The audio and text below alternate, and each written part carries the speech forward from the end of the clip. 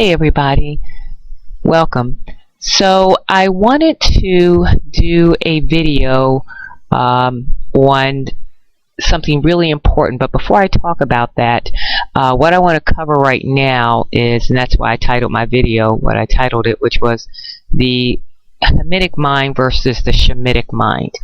And the reason being is because occasionally I get comments from some of these men out here that I would like to say, I mean, clearly what I suspect is these are people who are pretending to be our people, who are actually, they say they're Shemites, but they're actually Hamites, and some of them are coming out, unfortunately, some of these camps, and they are teaching out here still with this Christian Hamitic mindset.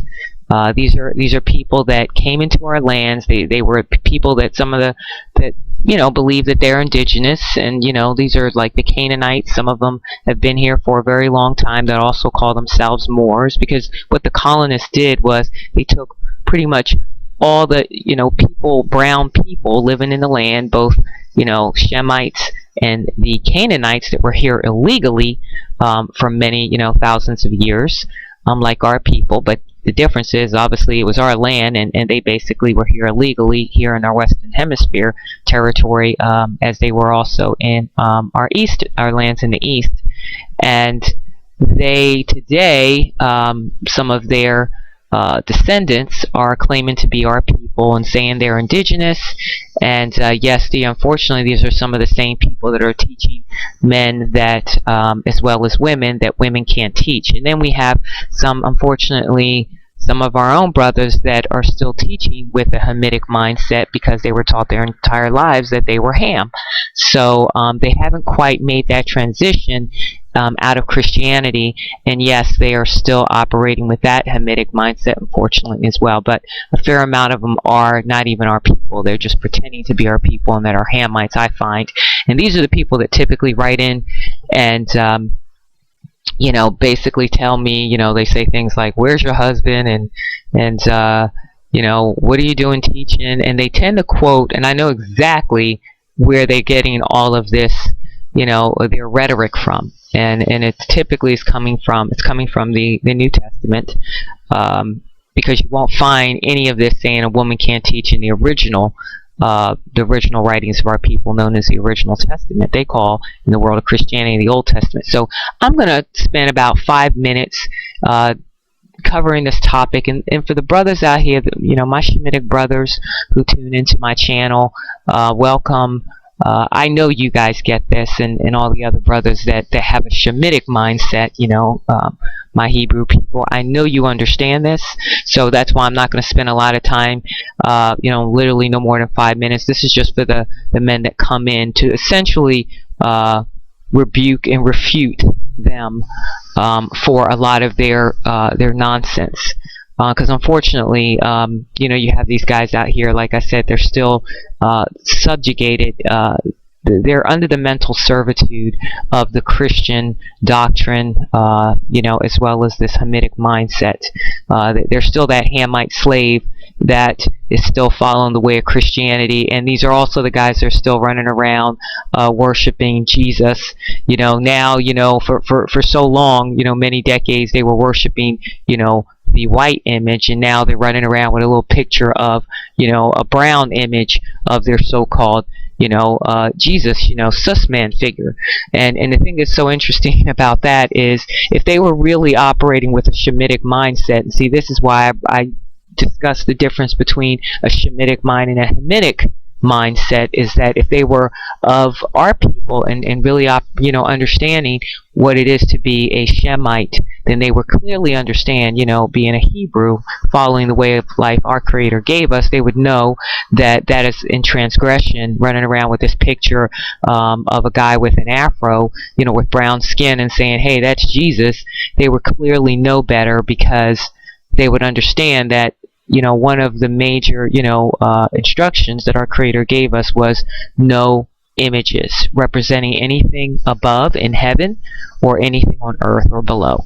So I don't know what part of that. Again, there's a literacy problem going on that these ignorant men out here really don't understand. So I want to clarify this and spend 5 minutes on this really quick, and then I'm going to actually switch gears over to into the topic that I really want to discuss.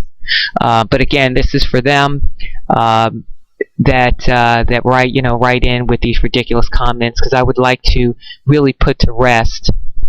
I didn't think I really would have to do one of these videos. I thought some people were, hopefully growing as more and more people are becoming aware and coming into the truth. But you still have a lot of deception, and then you also have our enemies controlling a lot of our people, and they're using these Hamitic camps. The folks pretending to be our people that are not. They're using them to control our people, and a lot of our sisters out there that are still trapped. In Christianity. So again, to really put this whole thing to rest, I want to cover this for 5 minutes, and also, more importantly, when they write into me, I'm going to direct them to this video for their own edification.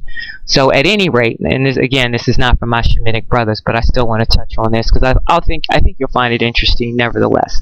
So I know this is coming from Timothy, so I'm going to read the verse that they like to talk about and quote. So it's the whole idea narrative of women not being able to teach is this Christian doctrine, and this is coming from so-called the Paul epistles or letters, 1 Timothy. This is the first book of Timothy, chapter 2, and it's verse 11, and I'm just going to read it really quick. It says, "A woman must quietly receive instruction with entire submissiveness. But I do not allow a woman to teach or exercise authority over a man, but to remain silent." Okay, so it's coming from verse 11 through 12. That he's saying he does not allow a woman to teach. Okay, but to be quiet. Now, so what I would like to do, let's talk about that really quick. If women are not allowed to teach by the Christian, this Christian doctrine from the character they gave you, the mamzer by the name of Paul, aka Shaul, then let's go to let's look at, first of all, I'm gonna cover this. First, I would like to address it from the New Testament, because this is where they get this doctrine from, and then I'm going to also touch on the original writings of my people to also further elaborate and address this topic. But I want to first start with the New Testament that they pull from, and this is the testament that was not added by our people, by the way, but this is nevertheless what they cover from Paul's teaching. So let's go to the book of Romans, and in the book of Romans, let's go to chapter 16. So if we go to chapter 16, right?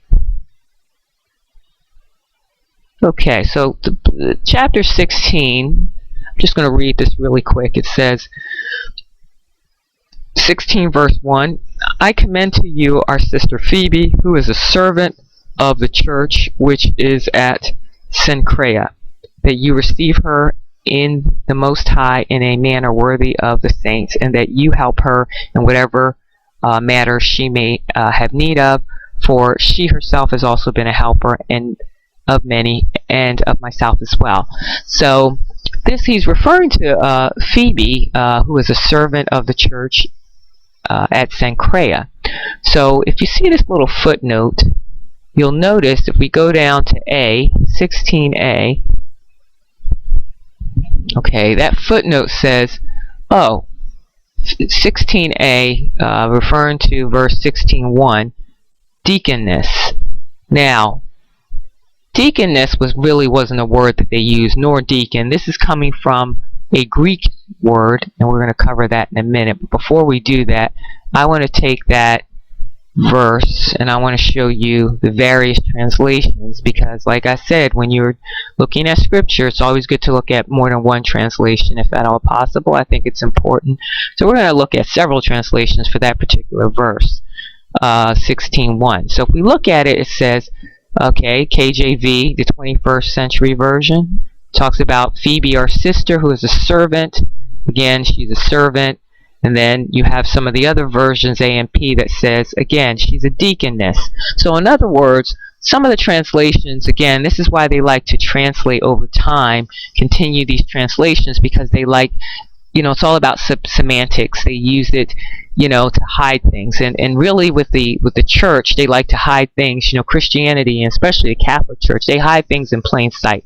There's a bunch of Jesuits and Freemasons did these translations. So if you continue to look, the word really wasn't deaconess.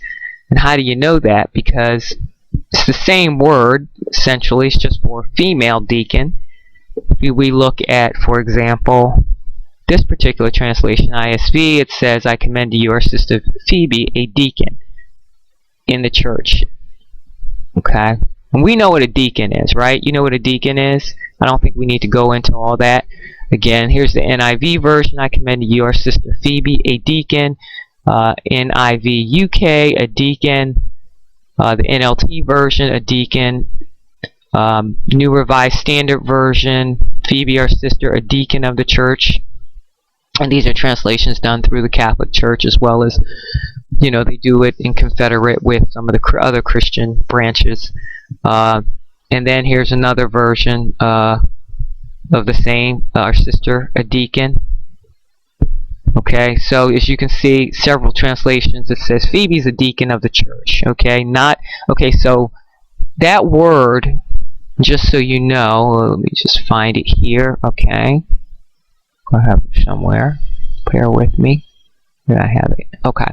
So, if you look at what that word is, it comes from a Greek word. Okay. And the Greek word is diakonos. So, if we go take a look at that word diakonos, okay, we know, what a deacon is. But let's break it down a little further. It says KJV, Strong's Concordance G 1249 is the word diakonos, and it means minister.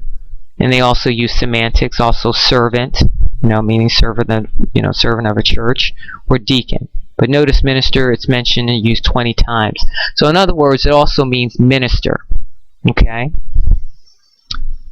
So I think that's pretty clear what it means. But I want to still continue on here in case some of these Hamites, that write in about women not being able to teach. It says diakonos, okay? It's an attendant, especially a Christian teacher and pastor, a deacon or deaconess, deacon, minister, servant. Oh, a Christian teacher.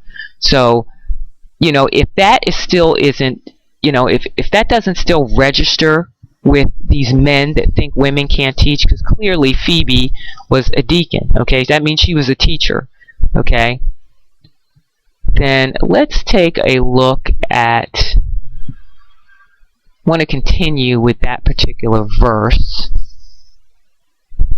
Okay, so they have a way of just using semantics to hide things, and that's why they continue giving you tons of translations to hide all this information. That's why you'll find her in some a servant, because a servant is ambiguous. They're not going to think a servant is a minister in a church or a deacon, right? But a deacon's pretty clear, okay? But in case these guys, that still are a little thick on this, let's go back, shall we?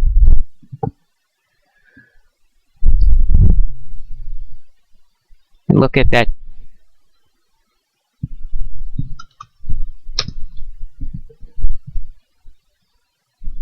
chapter. So as it goes on, if we move on down to verse number 7, it says, greet, and we're still in Romans chapter 16, verse 7. They're still a little bit thick on this. You guys out here, you Hamites who think women can't teach. It says, greet Andronicus and Eunice, my kinsmen and my fellow prisoners who are outstanding among the apostles, who also were in Christ before me. Okay, and this is Paul's letter, okay, the Romans as well as Timothy. This is, according to the wicked scribes, these are all Paul's letters. Okay, keep that in mind. Wicked scribes in Christianity. So let's look at that. So greet Andronicus and Unius, my kinsmen and fellow, they say, prisoners who are outstanding among the apostles. So they're outstanding among the apostles. So not only are they his kinsmen, which means they are his relatives, they are also apostles. So let's take a look at that one too. So if we go to, let's see here. Well, actually, you know what? Let's take a look at it from here. If we go down to, let's see, 7e, it gives you a letter for the name Unius, because that is Hebrew for Unia. So if we go to Romans, letter E, chapter 16, verse 7, Unia, it says F-E-M. I wonder what that means. So let's look at that translation a little bit further, shall we? So let's go back and let's find out.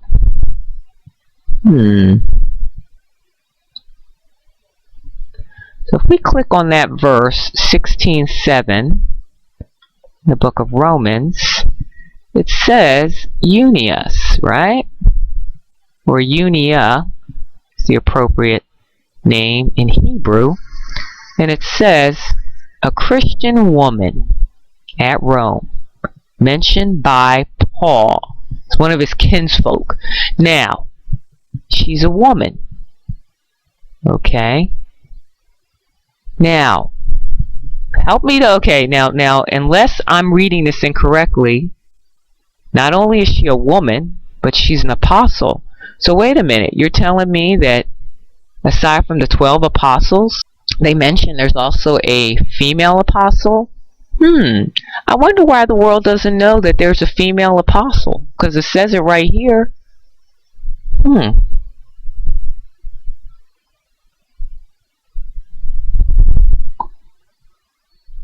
says it right here that Paul's got a relative, Unia, that actually happens to be an apostle, and she's a woman. I wonder why the world doesn't know. Probably not a very popular topic, I would imagine, in Christianity. So I wonder why that was kept under wraps. Is it because maybe they don't want women to know that there was an apostle female? And clearly more than 12. Now, let's find out, just in case the Hamites are a little thick on this. Let's find out what apostle means. So I took just in case, you still need to process this and you're having a hard time, because I know you guys have a literacy problem, especially when it comes to Paul's schizophrenic writings and letters.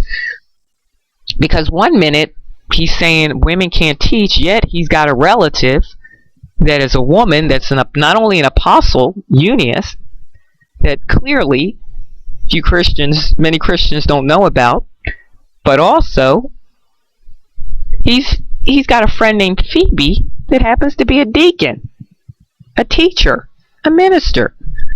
So let's find out what an apostle means, just in case. Well, it says apostle. Each of the 12 chief disciples of Jesus. And then it says apostle also is any important early Christian teacher. What? A Christian teacher that happens to be a woman by the name of Unia? That, by the way, nobody bothers to talk about in the world of Christianity at large. I wonder why. But hey, what do I know? I'm just reading the schizophrenic letters of Paul that say a woman can't teach, according to Paul in the book of Timothy, his letter. But clearly in the book of Romans, he's got family that are female teachers, and he also has a friend, a sister named Phoebe. So clearly, somebody wrote these, but it most likely wasn't a guy named a mamzer by the name of Paul, aka Shaul, because if Paul wrote all of these, obviously there would be a lot more continuity in his letters and his doctrine, correct? Doesn't that make sense? Unless someone else wrote them. And by the way, even the Vatican, the Catholic Church even knows, they even admit that all these letters were not written by Paul. Okay? But of course, you can't expect a Hamite to know any of this, because he really doesn't have enough depth of understanding of the history of the church to even understand that these letters have been manipulated clearly by someone else other than Shaul. But I wanted to prove a point that if all these letters are his, then clearly he states women can teach, because he's got friends that are female teachers.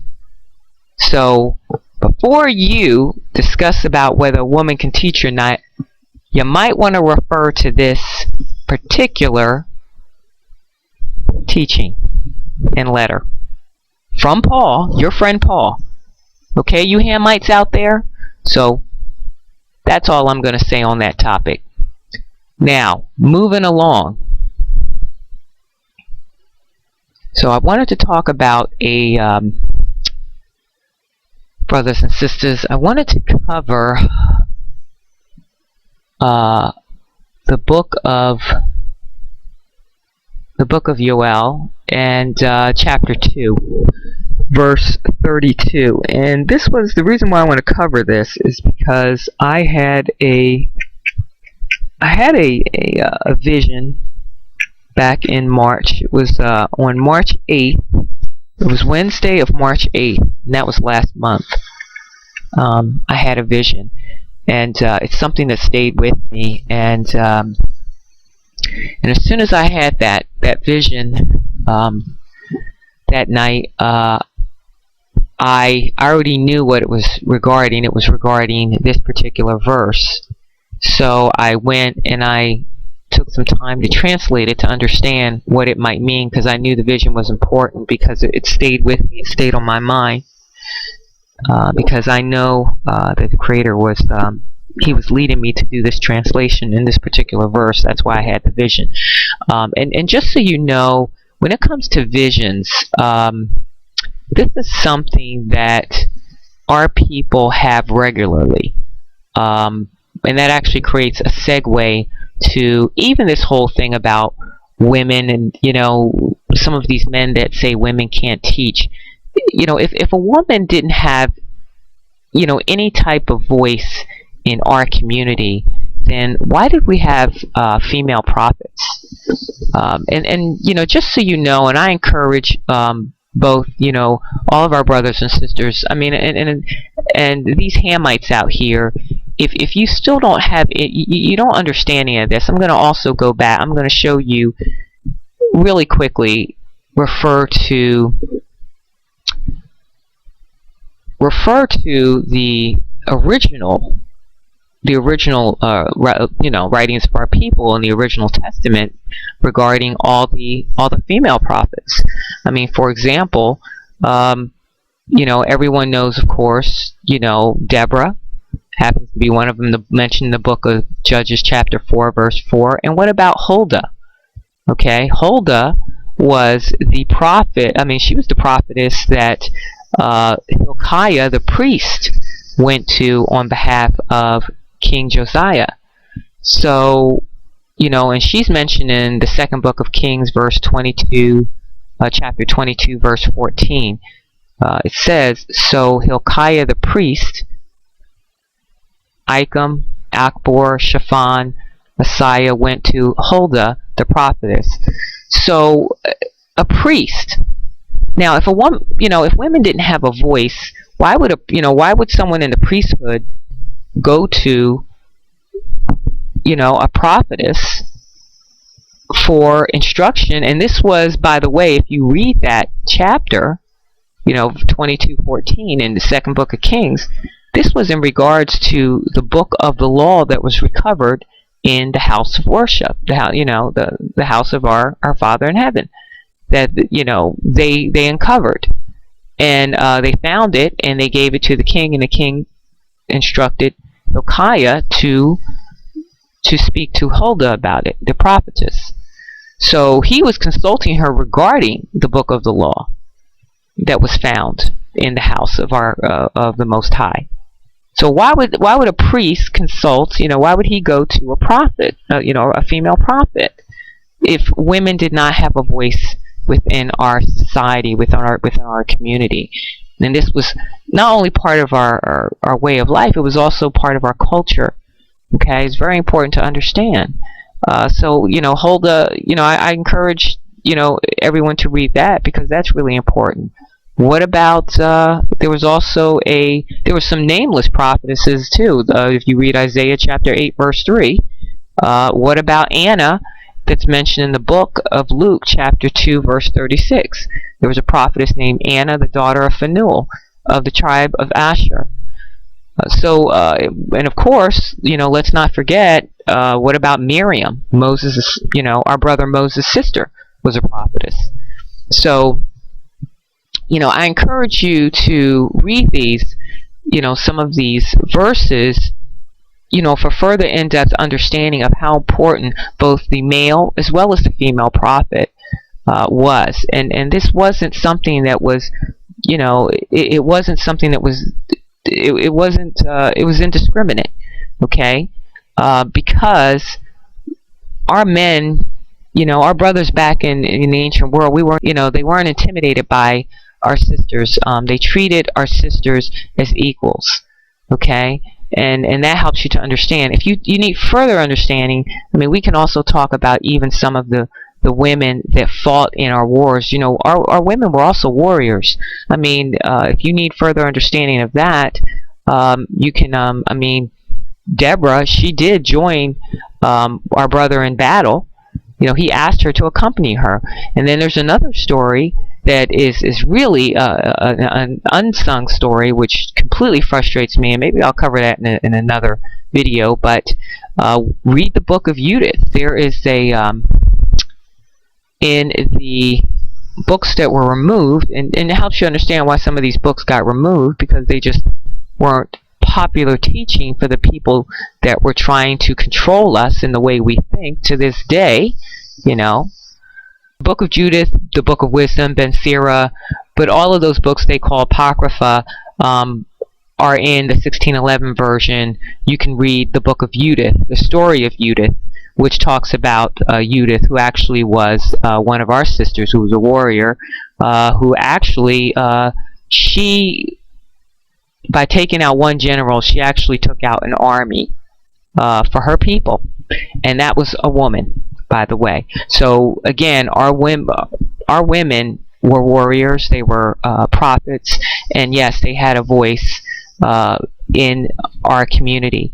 So I don't know where all this teaching is coming from, what a woman can and cannot do. This is just, again, this is all regarding the servitude of Christianity that has really been designed to keep our people down. And it's just really time for our brothers and sisters to come up out of this mental state of servitude that they're still in with the Christian mindset. We have laws, we have a way of life, but we don't have that type of control, that level of control that they have in Christianity. That is a level of essentially oppressive rulership, and that's what these interpolations that were made to the writings of our people. That's what they were done to do. They were done to control. They were put in place to control, as a form of control. So some people, unfortunately, really need that control because they're stuck in that Christian mindset, and they haven't quite come out of it, unfortunately. And I find that to be a very constant in this, with these Hamites, the people that pretend to be us. I've even heard some of them they even tell men, that it's okay to even hit a woman. And that's even more that's even a bigger travesty. And I'm not saying all of them. I said I've heard that, and even from some folks that's what some of these men teach, which is kind of scary. But anyway, moving along. So I wanted to cover that, but I want to talk about this particular, back to the book of Yoel, regarding prophecy. So when I had this vision, I thought about it, and I went and translated this particular verse. So I'm going to tell you about my dream first, but it is relative to this verse, the book of Yoel, chapter 2, verse 32. But let's discuss my vision first. Now, before I talk about my vision, I do want to mention that our people, we had this, we have abilities. Now, some people call them superpowers, a lot of different things. I don't really refer to them as superpowers. I think it's kind of silly to use that. I mean, you sound like some of these, I don't know, you sound like these folks running around in the world of, in Hollywood with these weird, superhero movies and all this stuff. I mean, look, we're human beings.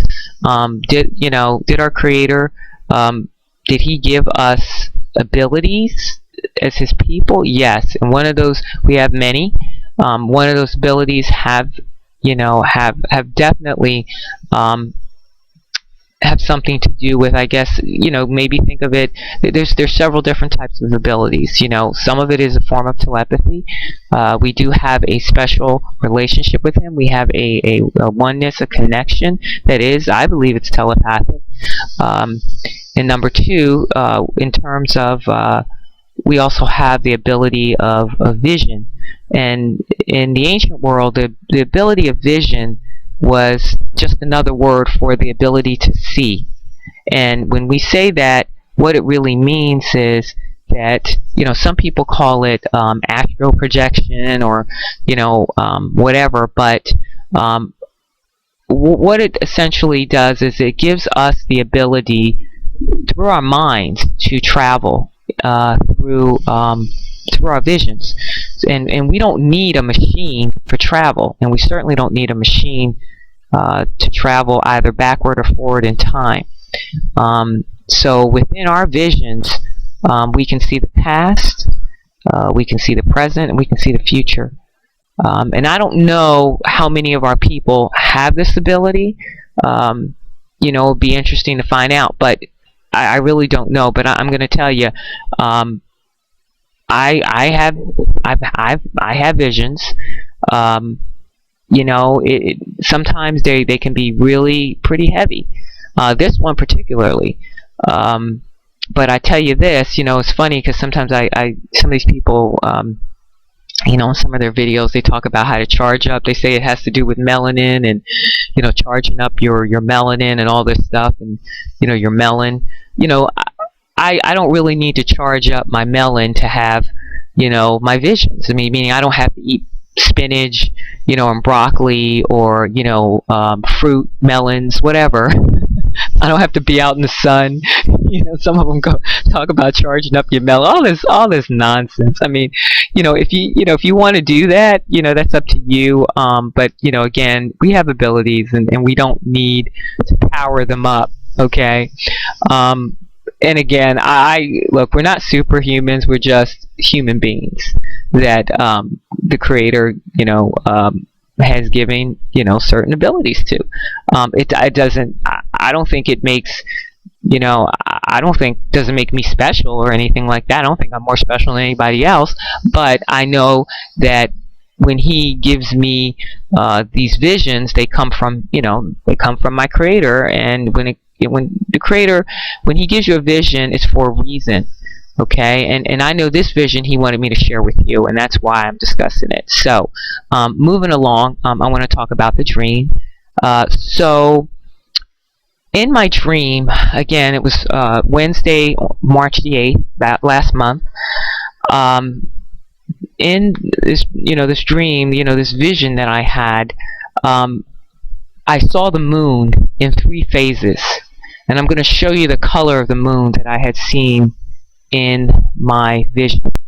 Okay, so the first color of the moon I saw in 3 phases, and the first was this. It was white. Okay, that's the first phase of the moon that I had seen. It was a pale white like that. And then the second phase of the moon looked like this that I had seen in my dream. Now, it looked like this, but you see these little dark patches. The moon wasn't patchy like this. It was just one solid red like that, this color. Okay? But that was the second phase. And then the third moon that I had seen in my vision looked something like this. Looked, exactly like this. It was in more orange shade. So I saw the moon in 3 different colors. It was pale white first, then it became red, really dark red, and then it was an orange shade. So I saw 3 different colors. Okay? So I'm going to read I'm going to read this particular verse where this dream is pertaining to. What you had seen in the last 2 phases of the vision that I had, shared with you, those moons, the red moon and the orange moon, they're known as, they call them, they're in the scriptures. It talks about in the book of Joel, chapter 2, verse 32, as the moon being turned. 231, chapter 2, verse 31 in the book of Joel. It talks about the moon being turned into blood. Now, you've probably heard some people call it, and it's not a scientific term, okay, but some people call it blood moons. And you've probably heard that a lot. Probably a couple years ago, back in 2015, people were talking about, the so-called blood moons. You hear that a lot in Christianity. There's a couple of Christian ministers out there, these fake ministers that come up with these narratives. And they came up, and really the whole term of blood moon, it came from a couple of ministers. Christian ministers were just basically using that particular narrative, and they associate a lot with Israel and all, and it has to do with what they call the blood moon tetrads and all of this. They said, and one particular guy, some Christian, he claims that there's a tetrad. Now they also call them lunar eclipses, and lunar eclipses are pretty common. These orange or red moons, they actually occur monthly. But the tetrad is where you see those are the ones that typically occur every 10 to 17 years. Within like under a 20-year period, there's what they call a tetrad. And the red moon tetrads it's a sequence of 4 moons that occur within a 2-year period, and that's what they call the tetrad, these blood moons. And the last one, the most recent one, was in September of 2015, a couple of years ago, and they were talking about, it's going to be significant. People were it's these silly Christians that were talking about, potentially being the apocalypse. This is all the narratives, just like the tribulation, these false narratives. It's all a bunch of nonsense that they tell people. Blood moon is not mentioned in the Bible, okay? It says the moon will be turned, into blood, but it doesn't mention anything about a blood moon, okay? So again, that is just a false narrative by, these fake Christian pastors and ministers that basically, again, it's all about, pushing out propaganda, keeping people confused. All right. So, and again, under their control, it's just a bunch of nonsense. So, at any rate, but the reason why I wanted to cover this is because this is very important, because of the vision I had, and after translating it, this is something that they're not going to tell you. They're going to tell you that means everything. That they'll tell you it means this, it means that, and by the way, they associate it with Israel, and they claim these Christians, these Christian ministers, that every tetrad, or typically when there's these tetrads every 10 to 17 years, every time those events occurred, there was this some sort of event that occurred in Israel, like the 6-Day War. It all occurred on these events, milestones, I guess, in Israel, and that's really another fabrication. That typically those tetrads, the reason why some events took place around certain event, those moons occurred, those four, the sequence of the 4 tetrads occurred during the time that they claim events occurred in Israel, like their 6-Day War and so on. And by the way, they never happen exactly on the day of those events. It would usually be before the events, these red moons occurred, the tetrads, or after.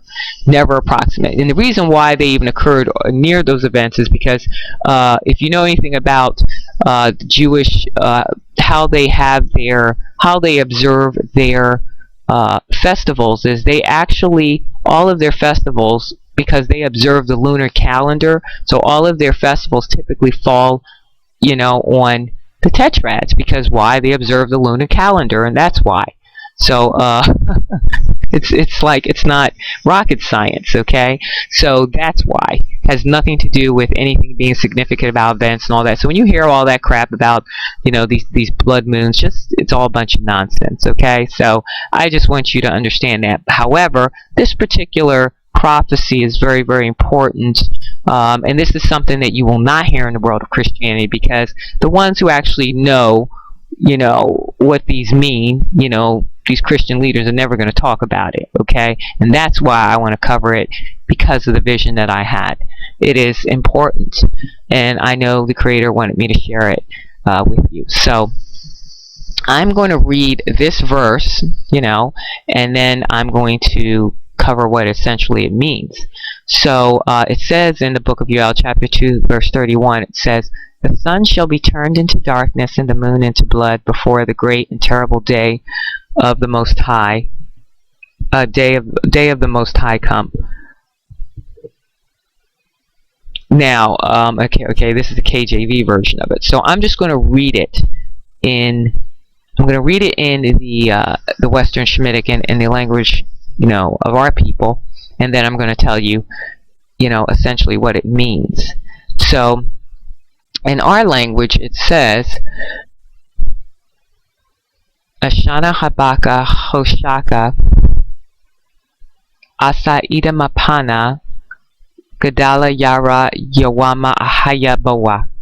Okay, so what it actually says, and that is in the Shemitic, and I'm going to explain what it means. So when I went to translate it, here's what I came up with. Let's take a look at, just trying to find it, bear with me here. I think I covered what a lunar tetrad is. And by the way, one thing I didn't cover, what in actual, it's not a blood moon, like I said, it's a red moon, okay? But what I did was, I did a little research to find out more information on these red moons that, they call, that's not really the name of them, blood moons. But essentially, let me just tell you in a nutshell what a red moon is. A red moon, it essentially occurs when the earth aligns with the sun and the moon, and what it does is it casts, it eclipses the moon, and it causes the moon to change color, and it's typically this orange and red shade that they call a red moon, really not a blood moon. And as you can see here, it says, some even call the eclipses blood moons, after a statement in the book of Joel that refer to the sun turning dark and the moon turning red before the second coming of Jesus. Yeah, see, this is what these Christian pastors made up, Hagee and Blitz. So, it's a bunch of nonsense. But, they did it, obviously, for profitability, to sell books and movies. But essentially, that is not what it's all about.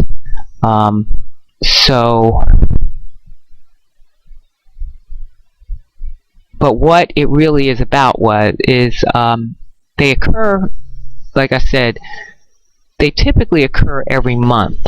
Okay, the tetrads occur, like I said, between a 10 to 17 year period. However, just a regular eclipse, lunar eclipse occurs usually every month. And what I actually did was, if you look at, it says, they call them full moons as well. From 2017, I looked at the schedule of when they occur. And here's something interesting. It says the full moon names date back to a few hundred years ago, because they actually named these, indigenous, it says Native Americans, they said our people. I don't know if they were our people or the $5 Indians, who knows, but it's because it says a few hundred years ago when Native Americans, this is where the names of the full moons derive from, is now they're living in now in the northern eastern United States, so it could have been, the $5 ones, folks pretending to be us, but it says that's where the full moon, the idea of full moon names came from. So they actually have several different names for them certain times in the month. So for 2017, for the one in February was a snow moon, a full snow moon. And here's what's interesting. As I had mentioned to you, when I had my dream on March the 8th last month, literally 4 days after, on March 12th, there was a full moon that occurred, and that was I think that was on a Sunday, and they called it a full worm moon. That's what it's called, because they have several different names. They call it a full worm. They have a pink moon. That was one in April. A flower moon, and so on. So they have several. Strawberry moon. That's so it goes on and on and on. A buck moon. That's in July, and so on. But the one on March the 12th, interesting enough, 4 days later after I had my vision, this full moon occurred, known as the worm moon. So I thought it may be important, so I looked it up, what a worm moon was. So I actually went online to the etymology, and I looked that up. So it didn't pull up worm moon, but what it did pull up was, it pulled up the word worm. So it says here in the etymology database, the Old English worm, spelled W-U-R-M, variant of worm, W-Y-R-M, and what it means is, now get this, the word worm in Old English, it means serpent, snake, dragon, okay, reptile. Also in later Old English, okay, earthworm, and then it says Old Saxon High German, it's spelled W-U-R-M. Okay, now here's where it gets interesting. It also says, well, that's interesting, but it also gets even more interesting. It says, source also of Greek, Romus. So that's spelled R-H-O-M-O-S. So Greek, Romus, or Ramus. Okay? So as soon as I actually saw the word, I already knew what it meant. But it also says Greek, Romus. And like I said, the word means serpent, snake, dragon. So then I went to do some further digging, and I said, Romus. So I went, and this is based on also the translation I did, because I actually translated it in Shemitic, and I'm not going to necessarily give you the detailed translation like I usually do in the ancient Shemitic, today. I'm just going to cut to the chase and just tell you exactly what the prophecy means. But I looked it up, and this word, essentially in a nutshell, I mean, you can look at that word, and I can tell you exactly what that word is. It's already telling you what it is. So I looked it up. The word means worm, Rome. Okay? So when I looked up the word Rome, I'm not going to read any of this, but what is very interesting about it is when you scroll down, okay, Rome has a flag, and this is the flag of Rome. These colors. Now, those colors is what I saw in the colors of the last two moons. Okay? That color, okay, was the second phase of the moon, and this was the third. So these two colors, ironically enough. Okay? And that's why I knew what it meant. So, in a nutshell, what does the prophecy mean in the book? You know, what does it mean? Well, I'm going to tell you what it means. So, what it actually means, Joel chapter 2 verse 31, it means the fall of the red dragon. That's what that prophecy means. And what that is referring to is, if you know anything about Rome, well, what is Rome? Rome, it's an empire, but also what is in Rome? Rome is also, what's in Rome is Vatican, the Vatican City. And if you know anything about the Vatican, is the Vatican also, they say another name, you know, this one guy did a video and he had mentioned that the name of Vatican, Vaticanus, means the Vatican claims to be the prophetic serpent. That's what that name, you know, means. Some say, you know, that's what he said. It means prophetic serpent. Okay, and I showed you what the word worm means. So yes, it means the fall of the red dragon. And that would be Rome. Not just the Vatican, Rome. Okay? So, that's pretty much it. Their time, you know, the rulership of Rome is coming to an end, brothers and sisters, and that's what this prophecy is all about. Okay, so that's it for now. Thank you for watching. And one quick question, if you guys can let me know if you are able to watch all of my videos, because I had someone write in a few months ago and she had mentioned to me she could only see or view 3 videos when she came, you know, when she came onto my channel. And just so you know, I don't know if some of my new subscribers are aware of this, I have well over 30 videos. So if you are not able to view all of my videos and you can only see a couple, you know, you would like to see, you know, as many of them as you would like, because like I said, I have over 30, and you're having problems finding them, you know, again, because I know there's a lot of suppression and, you know, censorship going on the YouTube. Just let me know. Send me an email if you cannot view all my videos, and I'll actually give you a quick tutorial on how to bring up all my videos, because they may not be showing you all of the videos in their entirety, meaning in terms of the view, for you to access, which wouldn't surprise me. So just let me know if you're having any problems viewing all my videos. You can send me an email, you know, leave a comment, and like I said, I will walk you through it to help you to access all those videos. Alrighty, thanks so much for watching, and as always, may the Most High grant you prosperity. Shalom.